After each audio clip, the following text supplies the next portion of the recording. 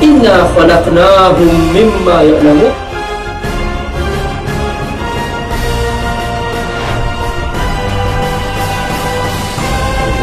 Kita akan membahas pada kesempatan ini untuk surah Al-Ma'arij dari ayat 36 sampai ayat 44. Saya bacakan ayatnya.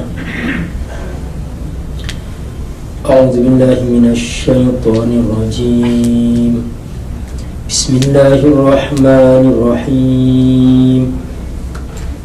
Fama lilladzina kafaru qibalaka muhti'in 'anil yamini wa 'anil shimali 'izin. Ayatma'u kullu imri'in minhum an yudkhala jannata na'im. Kalla inna khalaqnahum mimma ya'lamun. Fala uqsimu birabbil masyariqi wal magharibi inna laqadirun ala an nubaddila khairan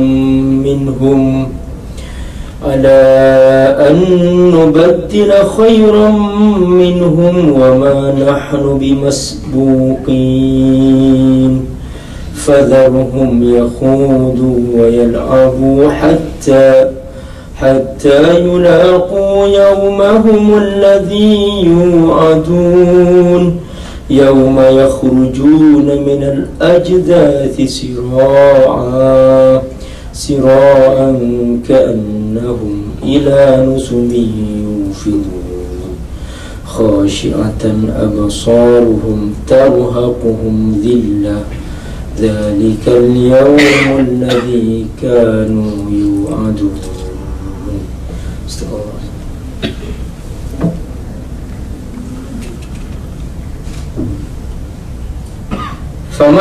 فما للذين كفروا قبلك مهطعين. Fama, maka apa, lilladzina kafaru, bagi orang-orang kafir itu, qibalaka, di depanmu, muhti'in. Muhti'in di sini mudimin nazar nahwaka, memandang dengan pandangan sinis. Setelah Allah Subhanahu wa ta'ala membahas pada ayat sebelumnya mengenai tabiat manusia, bahwa manusia akan mudah berkeluh kesah, mudah mengingkari nikmat-nikmat Allah Subhanahu wa ta'ala, dan mudah berpaling dari kebenaran yang Allah ajarkan, kecuali orang-orang yang bersungguh-sungguh menegakkan sholat, orang-orang yang suka berinfak, orang-orang yang membenarkan kepastian hari kiamat, orang-orang yang takut akan siksa Allah Subhanahu wa ta'ala di hari kiamat, orang-orang yang menjaga kemaluannya dari perzinaan, orang-orang yang menjaga amanah, yaitu amanah iman, dan orang-orang yang menjaga sholat. Mereka inilah yang akan selalu stabil, dan mereka tidak akan pernah terpengaruh oleh berbagai macam godaan di sekitarnya. Dia akan terus konsisten, komitmen, patuh kepada Allah Subhanahu wa ta'ala. Sekalipun semua orang di sekitarnya berbuat maksiat dan dosa, maka dia akan terus tetap teguh di atas jalan Allah Subhanahu wa ta'ala. Orang seperti ini, inilah yang kata Allah Subhanahu wa ta'ala, ulaika fi jannatin mukramun. Mereka akan dimasukkan surga dan mereka akan menjadi terhormat. Lalu Allah Subhanahu wa ta'ala menggambarkan tabiat manusia yang kafir, bahwa mereka selalu memandang sinis kepada kebenaran yang Allah turunkan.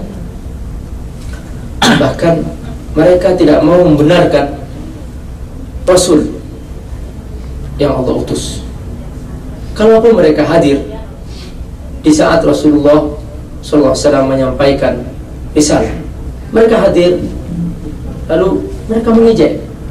Dikatakan dalam riwayat bahwa annal musyrikun, bahwa annal musyrikin, bahwa orang musyrik yastami'una qala Nabi SAW, mereka berkumpul di sekitar Rasulullah SAW, yastami'una kalamahu, mereka mendengarkan apa yang disampaikan Rasulullah SAW, wala yantafi'una bihi, mereka tidak mengambil manfaat dari apa yang disampaikan Rasulullah SAW.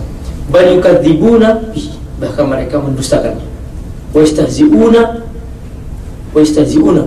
mereka mengejek Rasulullah SAW. Wa yaqulun, lalu mereka berkata, la in dakhalahu al-jannah, kalau mereka itu yang ikut Muhammad nanti di hari kiamat mereka masuk surga, la nadkhulannaha qablahu, kita nanti rebut, kita kuasai pintu dan kita masuk duluan. Begitu disangkanya naik ke surga, masuk surga itu sangkanya seperti naik bus. Jadi bayangan mereka nanti kalau mereka masuk surga, kita kuasai pintu, kita masuk surga duluan, kata mereka. Wala yakuna lana fima aktsar min malihim, dan kami kan punya harta banyak, sogok aja itu penjaga pintu. Seperti kita menyogok-nyogok orang-orang di dunia. Fa anzalallahu subhanahu wa ta'ala, Allah turunkan ayat ini, fama lil ladzina kafaru qibalaka muhtain anil yamini wa anil shimali izin ayatma'u kullu mri'in minhum ayyudkhala jannata na'im. Apa? Fama lil ladzina kafaru qibalaka muhtain, apa yang membuat orang-orang kafir itu memandang sinis kepadamu? Anil yamin, di sebelah kanan kamu, wa anil shimal, di sebelah kiri kamu Muhammad, izin, mereka tidak mendengarkan apa yang disampaikan Rasulullah Sallallahu Alaihi Wasallam. Mereka berkumpul, bercerai-berai, berkelompok-kelompok di sekitar Rasulullah. Izin artinya berkelompok-kelompok di sekitar Rasulullah, dan mereka sambil membicarakan Rasulullah Sallallahu Alaihi Wasallam, dan mereka tidak mendengarkan apa yang disampaikan Rasulullah Sallallahu Alaihi Wasallam. Namun kemudian mereka mengatakan bahwa kami nanti akan masuk surga lebih dahulu. Kata Allah, ayatma'u kullu mri'in minhum ayyudkhala jannata na'im. Lalu dengan sikap mereka yang tidak mau menerima risalah yang Allah turunkan, tidak mau patuh kepada Rasulullah SAW, tidak mau ikut apa kata Rasulullah SAW, lalu mereka ingin masuk surga. Ayatma'u kullu mri'in minhum ayyudkhala jannata na'im. Pantaskah mereka dengan kondisi seperti itu, dengan sikap seperti itu, lalu mereka ingin masuk surga? Kata Allah Subhanahu wa ta'ala. Di sini Allah Subhanahu wa ta'ala memberikan penegasan bahwa untuk masuk surga harus ada kesungguhan melangkah ke sana. Untuk masuk surga harus ada kejujuran iman bahwa dia memang berjuang menuju surga. Surga bukan didapat dengan cara menghayal atau dengan kekuatan fisik, dan tidak pula dengan kekuatan harta, tetapi surga didapat dengan iman yang jujur kepada Allah Subhanahu wa ta'ala dan jujur ikut Rasulullah SAW, baru pantas mereka menginginkan surga. Ibnu Qayyim al-Jauziyah dalam kitabnya Al-Jawabul Kafi pernah mengkritik orang-orang yang hanya mengandalkan doa tapi tidak beramal. Jadi amal sehari-harinya tidak ada yang berpahala, sia-sia, dosa, maksiat, sibuk dengan permainan-permainan dan sebagainya. Lalu dia berdoa pengen masuk surga, Lalu dia berpikir bahwa nanti kalau aku mati, aku undang orang-orang untuk membacakan surat Yasin supaya aku bisa dimasukkan surga. Yang penting sekarang nyantai, kita senang-senang, kita berfoya-foya. Itu nanti kita minta, kita berdoa. Kata Ibnu Qayyim Jauziyah dalam kitabnya Jawabul Kafi, dia mengatakan, katsirun minan nas, banyak orang yu'allihuna du'a, menuhankan doa. Jadi seakan-akan doa itu Tuhan, dan dia tidak beramal. Doa itu pelengkap daripada amal. Bahwa amal akan menjadi powerful, menjadi kuat ketika didukung doa. Maka stamina amal itu doa. Ketika hanya doa saja tanpa amal, maka dia seperti stamina tanpa fisik. Dia tidak akan mencapai tujuan. Tidak usah jauh-jauh ke surga, dari kantor ke rumah saja. Coba nanti ya, kalau seseorang ingin mencoba, dia duduk di masjid, selesai jam kerja, berdoa kepada Allah, mohon ya Allah, sampaikan aku ke rumahku. Tapi nggak usah naik mobil, duduk aja di tempat masjid. Terus minta Allah sampai nangis, Allah sampaikan aku ke rumahku. Tapi duduk di masjid, nggak usah kemana-mana, nggak usah naik mobil, nggak usah naik motor, pokoknya duduk di masjid. Bisa nyampe nggak kira? Nggak nyampe. Nah, kalau ke rumah saja nggak bisa nyampe, apalagi kepada surga, pergi ke surga. Maka harus seimbang antara amal dengan doa. Sama dengan kita ingin makan, ingin kenyang. Kalau seseorang hanya berdoa, ya Allah kenyangkan aku, tapi nggak usah makan, maka tidak bisa kenyang. Ambil nasi, baca doa, makan, maka menjadi berkah dan kenyang. Itulah fitrah, itulah suatu hal yang natural, dan itulah hakikat agama. Memang kadang-kadang ada hal yang istilahnya mukjizat dan sebagainya, atau hal yang luar biasa. Itu lain lagi. Kita tidak membicarakan masalah itu. Kita bicara tentang hidup yang normal, yang sesuai dengan apa yang harus kita lakukan sehari-hari. Nah, itu harus ada dengan kesungguhan beramal. Itu pun juga orang yang mendapatkan karomah. Mereka itu setelah berjuang habis-habisan, setelah beramal, setelah patuh kepada Allah, setelah bersungguh-sungguh mentaati Allah, mereka baru mendapatkan karomah itu, yang seakan-akan secara zahir mereka itu tidak naik mobil, tetapi mereka bisa nyampe ke rumahnya. Itu pun setelah kesungguhan mentaati Allah Subhanahu wa taala secara maksimal. Nah, semua ini menggambarkan bahwa hakikat hidup ini adalah perjuangan dan doa. Kita adalah bersungguh-sungguh mentaati Allah dan bersungguh-sungguh berdoa kepada Allah Subhanahu wa taala. Orang-orang kafir, kata Allah, mereka ingin masuk surga, tetapi mereka tidak beramal, tidak beriman kepada Allah Subhanahu wa taala, tidak ikut apa kata Allah, tidak ikut apa kata Rasul, lalu pengen masuk surga. Ayat mau kullu mri'in minhum ayyudkhula jannatan na'im. Kalla, tidak mungkin, sekali-kali tidak. Jangan berbuat seperti itu, kata Allah. Inna khalaqnahum mimma ya'lamun. Inna, sesungguhnya kami, khalaqnahum, telah menciptakan mereka, mimma, dari apa? Ya'lamun, yang mereka ketahui. Maksudnya apa? Maksudnya, kata Allah, lihat asal penciptaanmu. Kamu kan tahu, mimma ya'lamun, kamu kan tahu, kata Allah, apa asal kamu, bahwa kamu diciptakan dari air mani,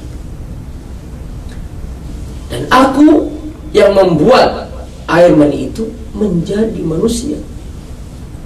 Lalu setelah kamu menjadi manusia, tidak mau patuh kepadaku, setelah kamu menjadi manusia, kamu merasa ingin independen dariku, tidak mau bergantung kepadaku, tidak mau ikut apa kata aku. Lihatlah, inna khalaqnahum mimma ya'lamun, mereka tahu asal penciptaannya, kok mengingkari apa yang mereka ketahui? Ayo kamu tahu diri, kata Allah. Tahu diri kamu itu apa asal kamu.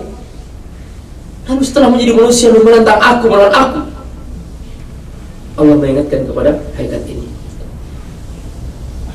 Dalam surah Al-Mursalat Allah berfirman, A'udzu billahi minasy syaithanir rajim. Bismillahirrahmanirrahim.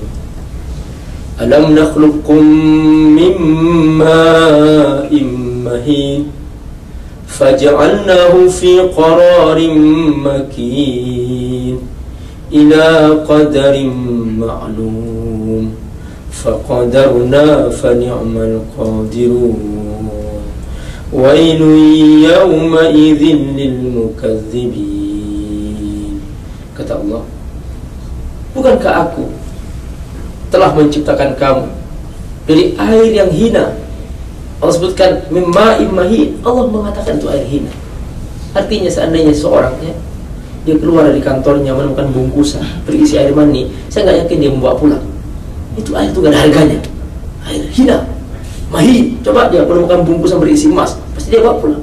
Tapi kalau air mani, saya membawa pulang. Itu air busuk, air gak ada harganya. Kata Allah, mimma'im mahin faja'alnahu fi qararin makin. Lalu aku jaga di tempat yang sangat rapi, kokoh. Itu rahim seorang ibu dalam tabung, artinya tabung plasenta yang berisi dengan air, sehingga sekalipun sang ibu terjatuh, dia tidak terbentur kepalanya, dijaga dengan air. Subhanallah, luar biasa. Fi qararin makin ila qadarin ma'lum, sampai waktu yang telah ditentukan. Faqadarna fa ni'mal qadirun. Lalu aku berikan takdirnya sesuai dengan apa yang telah ditentukan. Nah, ini semua aku yang mengurus, aku yang mengatur, aku yang memproses supaya air mani itu menjadi manusia. Tiba-tiba begitu lahir masih lemah, dia tidak berdaya apa-apa, dia hanya bisa menangis. Allah kasih air susu ibunya yang dengan menjadi besar. Allah sediakan air susu itu secara otomatis. Perhatikan, subhanallah, itu air susu tidak keluar kecuali ketika sang bayi lahir. Perhatikan, Allah sediakan itu. Kata Allah, summa sabila yassara, kemudian aku mudahkan jalan hidupnya.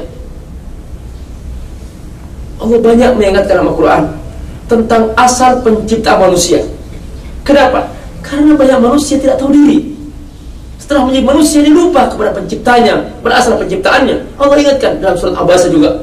Dalam surat Abasa Allah mengingatkan ini. Allah firman, kalla innaha tadhkirah faman syaa'a dzakara fi suhufin mukarramah marfu'atin mutahharah bi aidi safara kiramin barara qutilal insanu ma akfara min ayyi syai'in khalaqah. Kata Allah, celaka manusia yang ingkar terhadap Al-Quran. Min ayyi syai'in khalaqah, dari apa dia diciptakan? Min nutfatin khalaqahu faqaddara, bukankah aku telah menciptakan dari air mani itu, lalu aku sempurnakan penciptaannya. Min nutfatin khalaqahu faqaddara. Lalu kemudian Allah berfirman, summa sabila yassara, kemudian ketika dia lahir Allah mudahkan hidupnya. Summa amatahu fa akbara, lalu ketika dia mati Allah menguburkannya. Summa idza syaa anshara, setelah itu Allah menghidupkan kembali. Perhatikan, Allah mengingatkan dengan penciptaan ini. Selalu Allah mengingatkan ini supaya manusia tahu akan dirinya. Seringkali kalau tugas untuk Allah direndahkan, kalau perintah Allah dianggap tidak penting. Allah perintahkan ini haram dikerjakan, berzina itu haram dikerjakan, membuka aurat itu haram dikerjakan. Tidak mengerti, apakah tidak mau mengindahkan aturan Allah SWT? Lalu mau apa kalau tidak ikut Allah SWT? Kalau Allah panggil untuk sholat merasa berat dan seterusnya. Makanya Allah ingatkan dengan nikmat-nikmat seperti ini. Tidak akan ada, kita tidak akan pernah ada kalau Allah tidak menciptakan kita. Lalu kemudian gaji lebih besar daripada penciptaan Allah, nikmat Allah dianggap kecil dibanding dengan gaji yang sebesar itu. Lalu kemudian lebih patuh hanya untuk urusan uang daripada untuk Allah, sampai rela membunuh saudaranya hanya demi uang, dan seterusnya. Begitulah manusia terlalu mudah mengecilkan Allah, meremehkan Allah, sehingga perintah Allah dianggap tidak penting hanya demi kepentingan dunia. Nah, disinilah Allah mengingatkan bahwa supaya manusia segera kembali ke fitrahnya dan ingat, kalla inna khalaqnahum mimma ya'lamun.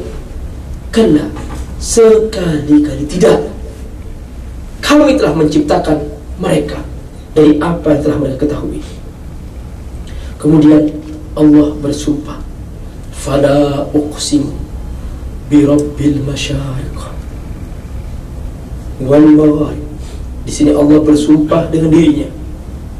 Allah bersumpah dengan dirinya, fala, maka sungguh aku, uqsim, bersumpah, bi rabbil masyariq, dengan Tuhan yang mempunyai timur, maksudnya dirinya sendiri.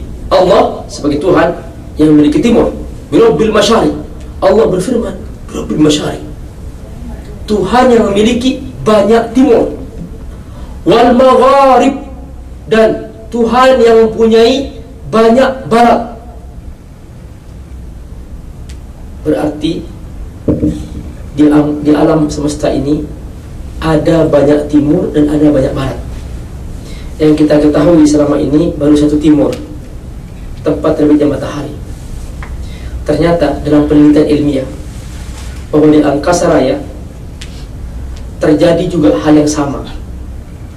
Terbit matahari, terbit bintang seperti matahari, timur dan barat, masyarik, jumlahnya begitu banyak. Di angkasa raya terdapat bermiliar-miliar bintang yang tidak kalah dengan cahaya matahari. Mereka juga terbit dan tenggelam, sama seperti bumi, seperti matahari di bumi. Begitulah Allah bersumpah bahwa aku yang mempunyai banyak timur dan aku yang mempunyai banyak barat. Aku bersumpah dengan diriku sendiri bahwa inna laqadirun, bahwa aku sangat bisa. Inna, sesungguhnya kami, lam di sini lam taukid, sungguh, qadirun, sangat mampu. Untuk apa? Ala an nubaddila khairam minhum, untuk mendatangkan orang-orang yang lebih baik daripada mereka. Artinya, kata Allah, aku bisa kok. Aku hancurkan semua itu. Manusia yang tidak patuh, aku hancurkan semua. Lalu aku datangkan manusia lain yang lebih baik. Aku tidak butuh, kata Allah, aku tidak butuh mereka. Bagiku gampang mendatangkan lagi selain mereka. Makanya di zaman Nabi-Nabi sebelum kita, sebelum Nabi Muhammad SAW,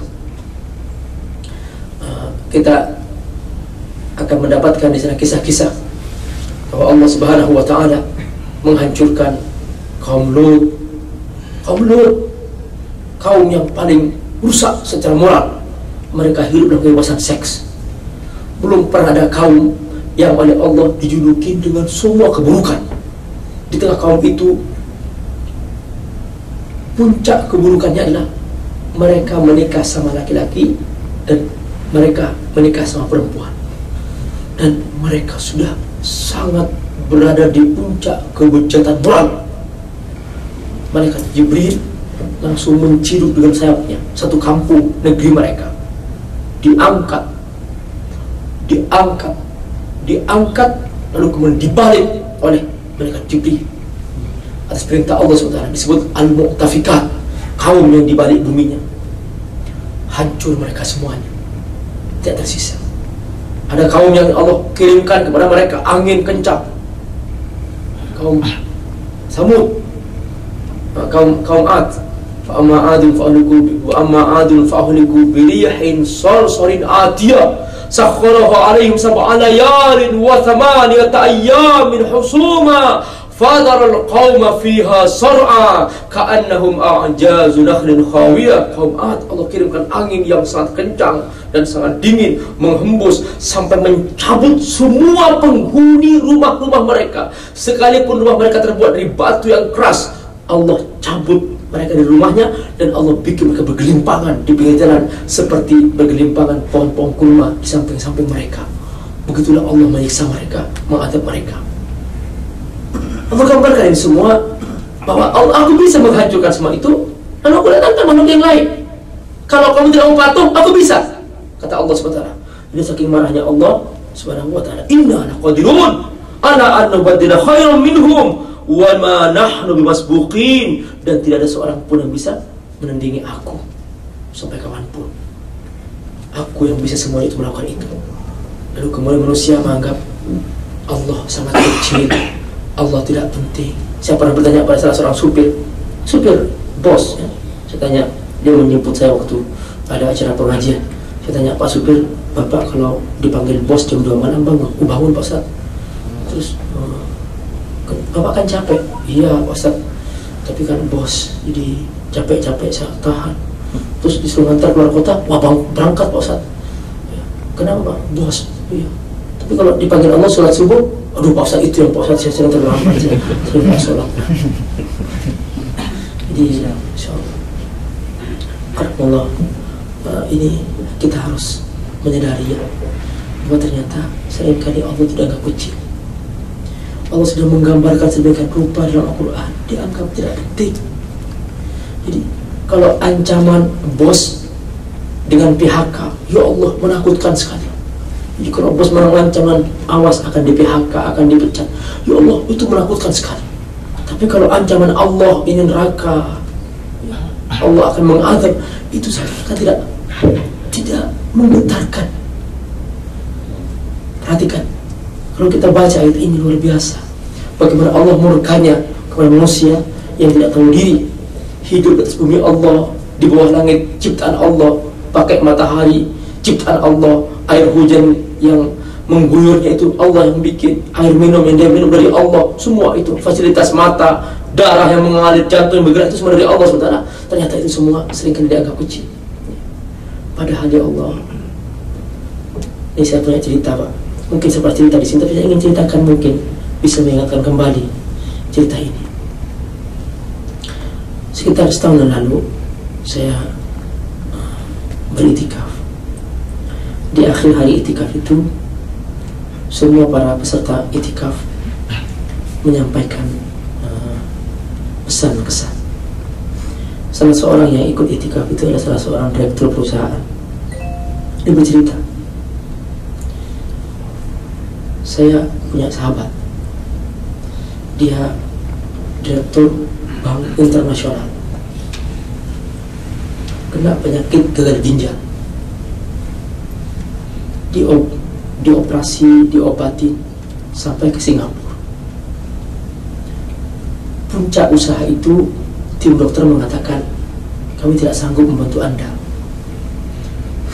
Lalu direktur utama ini atau bos ini, dia mengatakan kepada tim dokter, aku punya saham di perusahaan saya 3 triliun. Kalau Anda bisa menyelamatkan ginjal saya bisa hidup normal, separuh saham saya ambil kamu. Lalu tim dokter mengatakan, we cannot help you, kami tidak sanggup melakukan ini. Lalu dipanggil lagi tim dokter itu, kepala tim dokter, dia mengatakan, ini aja, semua saham saya ambil 3 triliun, silakan, asalkan tolong diselamatkan saya. Lalu dia mengatakan, setelah itu ternyata puncaknya adalah dia meninggal dunia.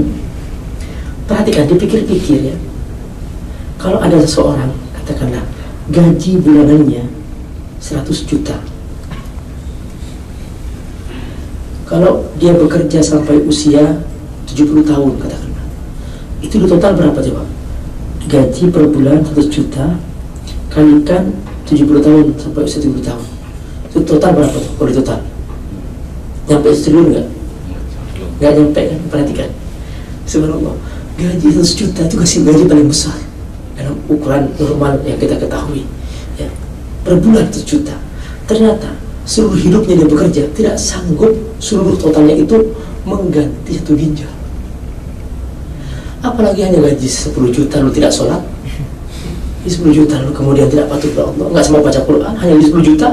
Ya, keterlaluan kalau sampai Allah diremehkan seperti itu. Sungguh ini satu hal yang harus kita renungkan, bahwa ternyata Allah terlalu banyak mengasih kepada kita nikmat-nikmat tak terhingga, yang kalau dihitung dengan materi yang kita punya tidak ada harganya apa kita punya itu. Makanya Allah menagih dengan seperti ini. Masih kurang apa aku padamu, sampai Allah menurunkan surat khusus yang menagih. Fabi ayyi ala'i rabbikuma tukadziban. 31 kali Allah mengulang surat itu. Masih kurang apa aku kepadamu, sampai sedemikian rupa kamu mengabaikan aku. Semua aku sudah kasihkan di dunia, aku kasihkan, di akhirat aku kasihkan, lalu kamu mengabaikan aku. Masih kurang apa aku kepadamu? Fabi ayyi ala'i rabbikuma tukadziban. Begitulah Allah menagih seperti itu supaya manusia tahu diri dan mengerti apa seharusnya dia lakukan selama hidup di muka bumi ini. Kemudian makanya ketika Allah melihat manusia terlalu lalai dan begitu sombongnya di muka bumi dan tidak mengindahkan azan yang dikumandangkan, seakan-akan azan itu suara biasa dan tidak mau menjawabnya, bahkan tidak bersegera berhenti ketika mendengar azan untuk sholat, Allah marah. Lalu apa kata Allah? Fadarhum, biarkan mereka yakhudu wa yal'abu, biarkan mereka bersenang-senang, bermain-main. Silahkan kerjakan apa saja, silahkan. Sudah, nggak usah lagi mereka beri peringatan. Sudah diberi peringatan tidak masuk ke hati mereka, diajak tidak mau, biarkan mereka makan, bersenang-senang, berbuat maksiat, silahkan. Hatta yulaku yaumahumul ladzi yu'adun, sampai tiba saatnya nanti mereka menemukan hari yang Allah janjikan. Ini sudah ancaman yang sangat pedih dari Allah Subhanahu wa ta'ala. Lalu Allah menggambarkan yauma yakhrujuna minal ajdas, pada hari itu mereka keluar dari alam kubur mereka. Ajdas, alam kubur. Siro'a, bersegera. Ka'annahum ila nusubi yufidun, seperti dulu ketika mereka bermain-main mengejar bendera, mereka semua berkumpul mengejar bendera itu. Kita masih ingat ketika kita masih dulu bermain pramuka, ketika ada komando bendera, kita bersegera. Seperti ini kata Allah sebentar nanti ketika mereka keluar dari kubur, langsung mereka bangkit, dan ketika mereka menuju tempat yang sama seperti dulu mereka di muka bumi mengejar bendera yang dituju oleh mereka. Ka'annahum ila nusubi yufidun. Lalu Allah menggambarkan jiwa mereka, bahwa mereka tidak punya harapan lagi. Di depan mereka nampak api neraka. Allah Subhanahu wa ta'ala memperdekatkan neraka. Wa burrizatil jahimu liman yara, api neraka digotong oleh malaikat, ditampakkan di depan mata mereka, dan mereka melihat tempat-tempat neraka, maka mereka langsung seketika tundukkan kepada khasyiatan absaruhum, mereka tunduk. Di sini kita baru paham makna khusyuk, bahwa khusyuk artinya tunduk, penuh ketakutan. Ketika kita dalam salat kita selalu khusyuk, tundukkan kepala, maka di akhirat kita akan berseri-seri memandang tempat kita di surga. Orang-orang kafir, para pendosa yang lalai di dunia, mereka tidak pernah khusyuk. Maka ketika sampai di akhirat, kata Allah, saatnya sekarang kamu khusyuk, karena kamu di dunia tidak pernah khusyuk. Dibanding oleh Allah Subhanahu wa ta'ala. Allah firman, khasyiatan absaruhum, mereka khusyuk, tunduk, pandangan mereka tidak bisa melihat ke depan. Tarhaquhum zillah, dipenuhi dengan kehinaan. Kenapa? Karena mereka sudah tidak punya harapan. Tidak punya harapan. Di depan mereka hanya yang nampak neraka. Sudah Allah persiapkan tempatnya.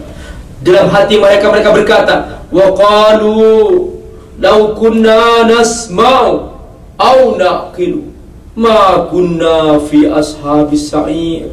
Seandainya kami dulu di dunia, kami gunakan telinga kami untuk mendengarkan firman Allah SWT, dan menggunakan akal kami untuk memahami ajaran Allah SWT. Ma kunna fi ashabis sa'ir. Niscaya kami tidak akan masuk neraka. Allah, inilah kebenaran yang harus kita paham. Coba Bapak Ibu ya, sempatkan baca kisah-kisah orang-orang yang baru masuk Islam. Ini kisah-kisah seperti ini baca. Banyak di internet, banyak sekali kisah-kisah seperti ini. Banyak sekali mereka berkisah, kenapa aku terlambat mendapatkan cahaya kebenaran ini. Sungguh di hari kiamat aku akan menuntut kepada orang-orang yang telah beriman lebih dahulu, mengapa mereka tidak segera menyampaikan kebenaran ini kepadaku. Aku menuntut orang-orang Islam, kenapa mereka tidak segera menyampaikan kebenaran ini kepadaku. Ayah ibuku sudah mati sebelum mereka mendengar kebenaran itu. Seandainya dulu orang Islam semuanya bekerja keras untuk menyampaikan kepada mereka, mungkin ayah ibuku akan beriman. Dia berkata dalam hatinya, dia menangis. Dia gembira ketika menjadi Muslim, tapi dia sedih. Kenapa? Kok orang Islam banyak tidak bersungguh-sungguh menyampaikan ini? Perhatikan Allah. Sementara orang Islam sudah beriman, sudah punya Quran, tidak sempat membaca Quran, tidak sempat menyampaikan ini kepada orang lain, sehingga juga orang kafir semakin banyak dan sebagainya.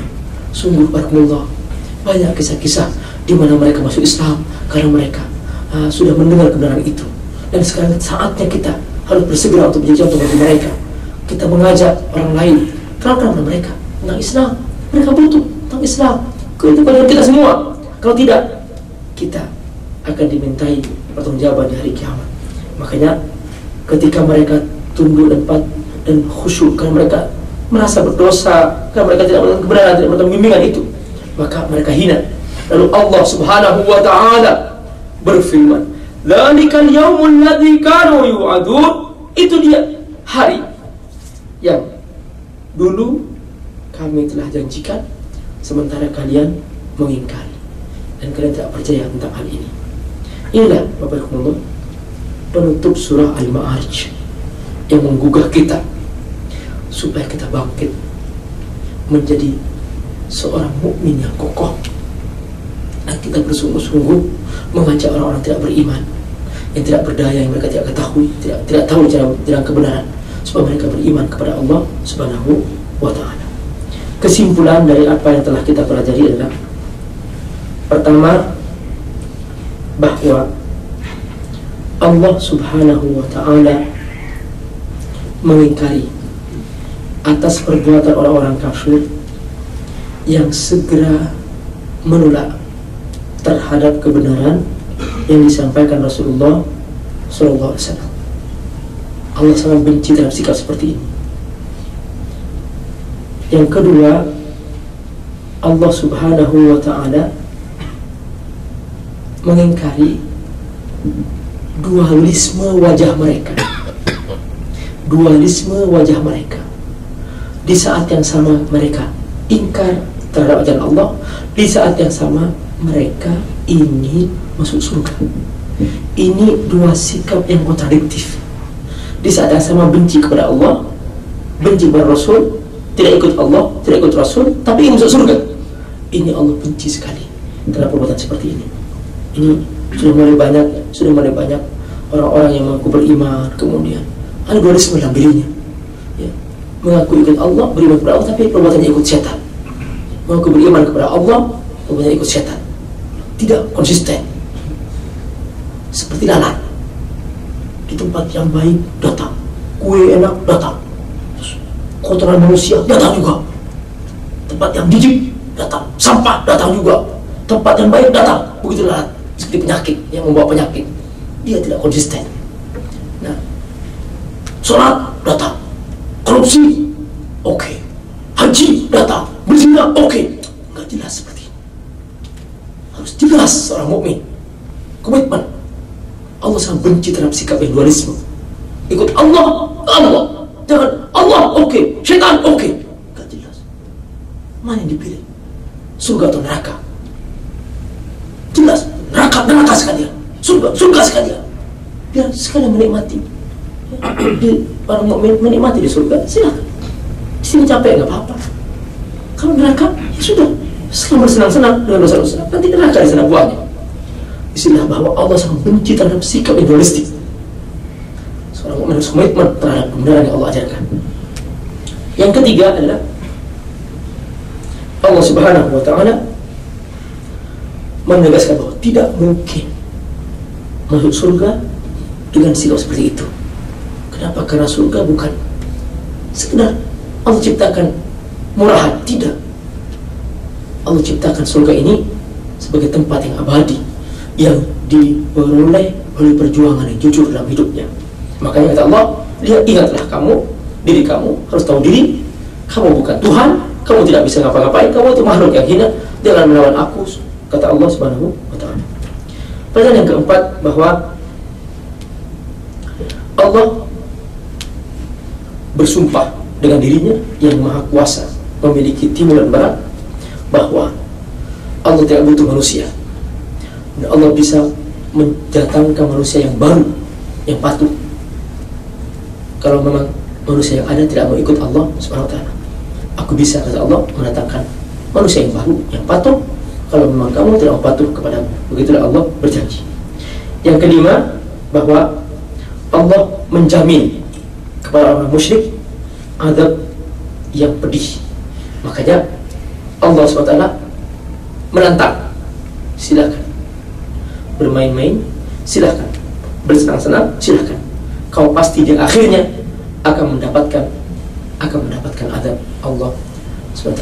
Nah, di sini para penumpang, saya teringat dengan sebuah perumpamaan. Ya, saya baca sebuah buku. Perumpamaan kita sekarang ini seperti berhadapan dengan dua pintu gerbang.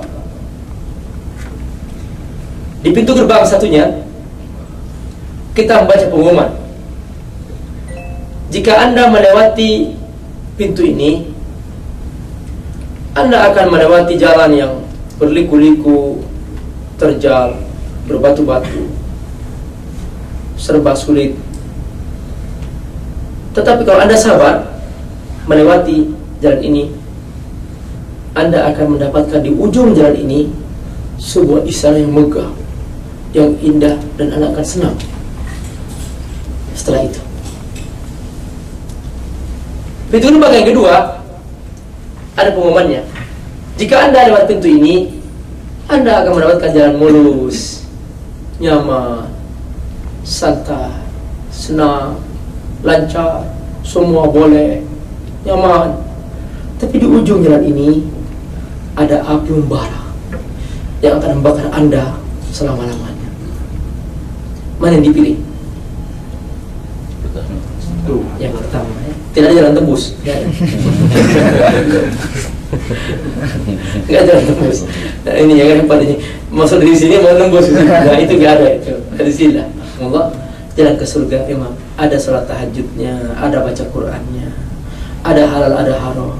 Yaitu, ya, kita harus sabar. Tapi di akhir insya Allah ada surga, kata Allah semua. Tapi ini memang nyaman, indah. Tapi ingat, di akhirat neraka.